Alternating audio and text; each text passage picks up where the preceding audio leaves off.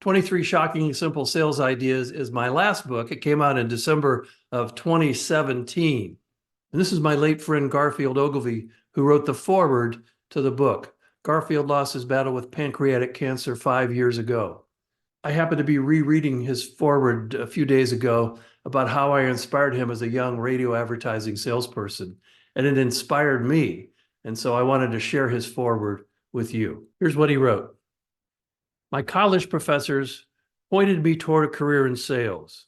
They thought my gift of gab, ability to think on my feet, and boundless enthusiasm would propel me to success. Alas, my innate skills were not enough. Shortly into my first sales job, I was second-guessing my career choice. It was 1980, and I was selling advertising for the Oz FM network in St. John's, Newfoundland, Canada. Still, I persisted. I moved to Ottawa and CJSB Radio, an upstart AM station in Canada's capital. There, I became a top-ranked salesperson at a bottom-ranked radio station. Things weren't much better. My annual income bordered on what I could make at a minimum wage job. Then my first child, Mitchell, was born in 1983. I really needed to earn more money, but I muddled along for a couple of more years, frustrated and disappointed with my lack of success, until I stumbled across an ad in a trade magazine. It was for a seminar called How to Overcome the 5 Toughest Challenges of Radio Sales. The seminar leader was Chris Lytle. I'd never heard of him.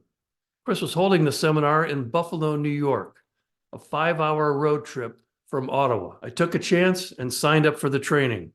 I ponied up the $139 seminar fee, US dollars no less. I hopped into my 1980 Mercury Monarch and drove across Ontario and over the Peace Bridge into Buffalo. And I met Chris Lytle for the first time. As I listened to his message that day, I gained new clarity about my sales job. Chris told us we should focus on helping our clients sell more rather than focus on selling them more. I learned that if I could help my clients succeed, then my success would follow. This was a fundamental game changer for me. Before that seminar, my focus was on how much commission I could make. Afterwards, my emphasis was on how much I could contribute to the business I was calling on. That intervention, 5 years into my sales career, saved it. Sales were too hard when I saw myself having to pickpocket my clients to earn a commission. It got easier when I started trying to improve their businesses. I did more homework. I started sharing my knowledge of marketing and advertising, and I focused on their results. I practiced what Chris preached. For the first time, I felt fulfilled and successful. My income doubled. Soon, I was being recruited as a sales manager to show aspiring salespeople how I was succeeding. A stint as an executive at a national trade association followed.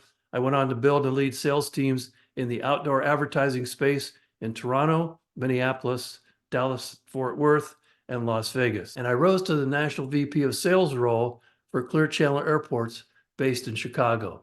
And that's when Garfield and I really got to know each other. He concludes, but I still remember shuffling down to Buffalo 32 years ago, now 39 years ago, to hear Chris Lytle. It was a smart move. The seminar was 6 hours long, and I hung on every word. The mission has always been to make successful people successful sooner than they would have if they hadn't come down to Buffalo and seen me in a seminar, or sooner than they would have been if they didn't have access to these videos. Talk soon.